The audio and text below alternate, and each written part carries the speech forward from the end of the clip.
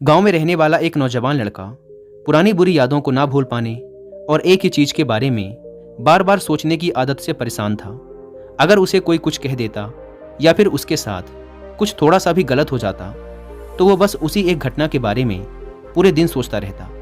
वही बात उसके दिमाग में हर समय घूमती रहती। फिर वो या तो अपने साथ हुई किसी बुरी घटना के लिए अपनी किस्मत और भगवान को कोसता रहता या फिर अपने मन में उस इंसान से बदला लेने के ख्याली पुलाव बनाता रहता जिसने उसे कुछ कह दिया था या उसके साथ कुछ गलत किया था। अपने इस ज़्यादा सोचने की आदत की वजह से ना तो लोगों के साथ उसके अच्छे रिश्ते थे और ना ही वह किसी काम को अच्छे से कर पाता था। वह हर समय तनाव व मानसिक अशांति की स्थिति में रहता। उसकी ऐसी हालत को देखकर उसके एक मित्र ने उसे सलाह दी कि यहाँ पास के ही एक बौद्ध मठ में एक जैन मास्टर रहते हैं, तुम उनके पास जाओ, वो तुम्हारी इस मानसिक समस्या का कोई ना कोई समाधान अवश्य बता देंगे। वह नौजवान लड़का जैन मास्टर के पास जाता है और अपनी समस्या उन्हें बताता है कि कैसे वो एक ही घटना के बारे में बार बार सोचता रहता है और पुरानी बुरी बातों व यादों को भूल नहीं पाता। लड़के की समस्या सुनने के बाद जैन मास्टर वहाँ से उठकर मठ के अंदर चले जाते हैं। जैन मास्टर का बिना कुछ उत्तर दिए यूं उठकर चले जाना लड़के को कुछ अजीब सा लगता है, लेकिन वो फिर भी वहीं बैठा रहता है। थोड़ी देर बाद वह देखता है कि जैन मास्टर मिट्टी की गिलास में पानी भरकर उसकी तरफ चले आ रहे हैं। जैन मास्टर लड़के के पास आकर खड़े हो जाते हैं तो लड़का भी उनके सामने खड़ा हो जाता है। जैन मास्टर लड़के से पूछते हैं, बताओ इस गिलास का वजन कितना होगा? लड़के ने कहा, मैं एकदम सटीक तो नहीं बता सकता, लेकिन इस गिलास का वजन बहुत ही कम है। अब जैन मास्टर ने गंभीर होकर कहा, मेरा प्रश्न ये है कि अगर मैं इस गिलास को थोड़ी देर तक ऐसे ही पकड़कर खड़ा रहूं तो क्या होगा? लड़के ने कहा, कुछ भी नहीं होगा। जैन मास्टर ने फिर पूछा, अगर मैं इस गिलास को इसी तरह 1 घंटे तक पकड़ कर रखूं तो क्या होगा? आपके हाथ में दर्द होना शुरू हो जाएगा। लड़के ने कहा। जैन मास्टर ने फिर प्रश्न किया, अगर मैं इस गिलास को ठीक इसी तरह पूरे दिन पकड़ कर रखूं तब क्या होगा?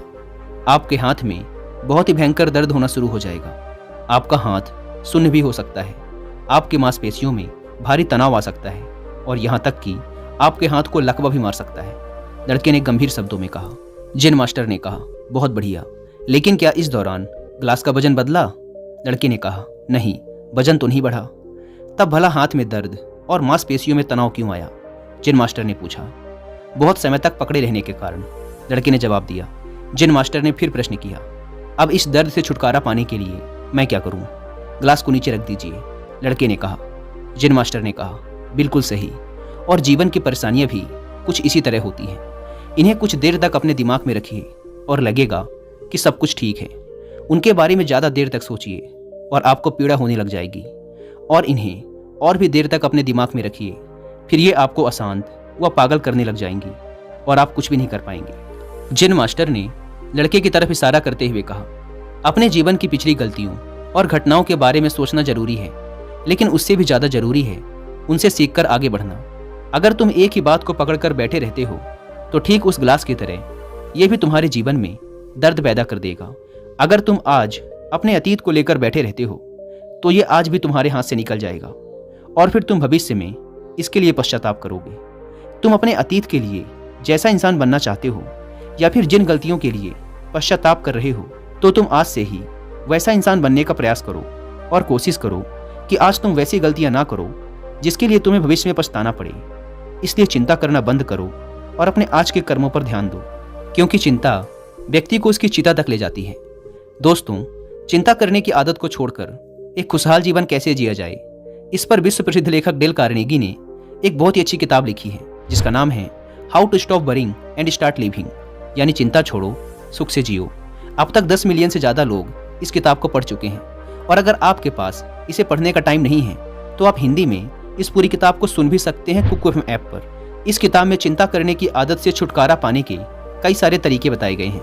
मैंने भी इस किताब को 2 बार सुना है, और अगर आप चाहें तो आप भी कुकू एफएम को डाउनलोड करके ये किताब और ऐसी ही हजारों किताबों को ऑडियो फॉर्म में सुन सकते हैं, वो भी अपनी मनपसंद लैंग्वेज में। कुकू एफएम, जो कि इंडिया का सबसे बड़ा ऑडियो बुक प्लेटफॉर्म है, उसके पूरे साल भर का सब्सक्रिप्शन पड़ता है सिर्फ 399 रुपीज़ का, लेकिन इसमें भी आप 200 रुपये बचा सकते हैं अगर आप यूज़ करते हैं कूपन कोड WI200, और आपको इसका ईयरली सब्सक्रिप्शन पड़ेगा 399 की बजाय सिर्फ 199 रुपीज़ में। लेकिन जल्दी कीजिएगा क्योंकि यह ऑफर सिर्फ पहले 250 यूजर्स को ही मिल पाता है। ऐप को डाउनलोड करने की लिंक भी आपको डिस्क्रिप्शन एंड फर्स्ट कमेंट पर मिल जाएगी।